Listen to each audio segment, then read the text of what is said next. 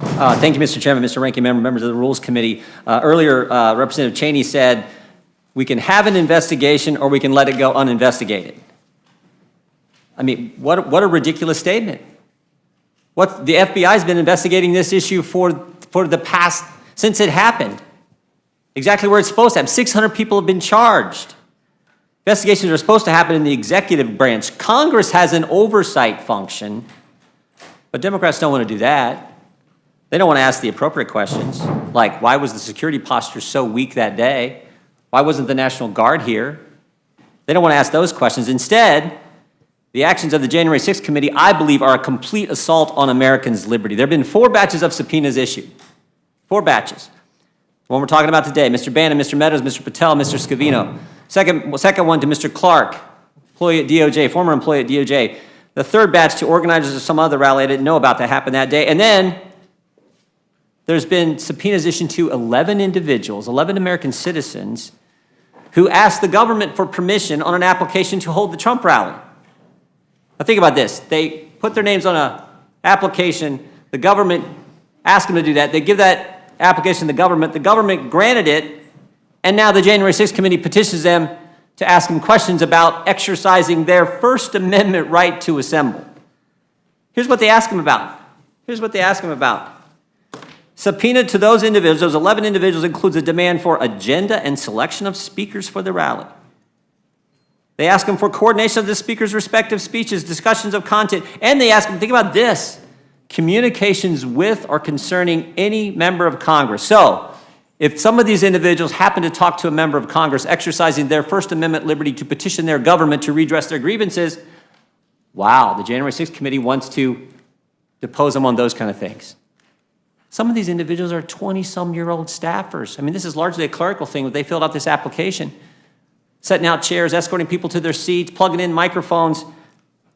No, they're gonna go after them. Even though the investigation the FBI is doing says, fine, scan evidence of any type of coordination. Here's what it says: violence was not centrally coordinated. This is the Reuters story. Oh, and here's the source. Here's the source on that story.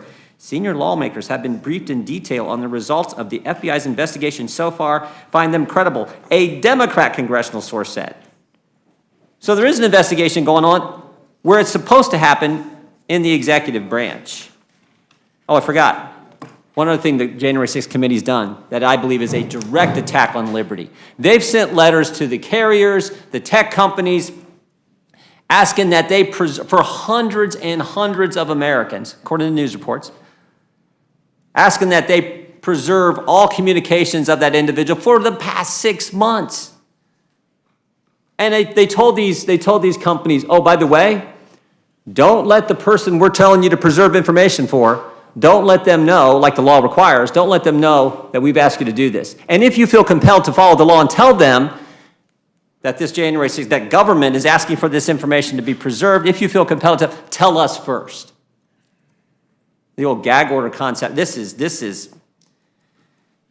scary where they want to go and what they're doing to Americans' constitutional rights. And finally, I would ask just this sort of fundamental question. How can you expect witnesses to participate when you wouldn't let Republicans participate in the committee?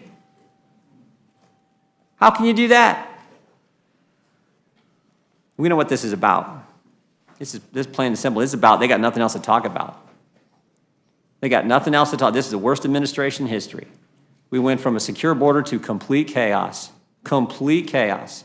Every single month has been worse than the one before.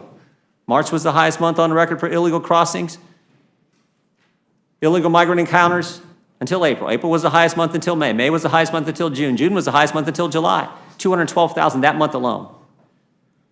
They got nothing else to talk about. We went from energy independence to the President of the United States begging OPEC to increase production. They can't talk about that. No, they're going to use this committee to attack American citizens' liberties, fundamental First Amendment rights. We went from relatively safe streets to violent crime up in every major urban area in this country. Can't talk about that. Can't address those problems that real Americans care about. Nope. We're going to assault Americans' First Amendment rights. Can't talk about inflation.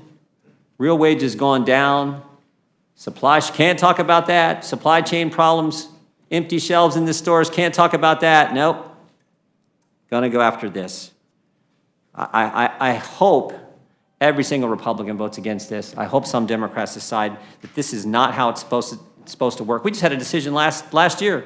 The Mazer, these guys are obsessed with going after President Trump. We just had a decision in the Mazer case last year that says this is not how it's supposed to work. Slap back Congress because they wanted to get information that they were entitled to. They don't do the investigations, the executive branch does. Mr. Chairman, I look forward to questions.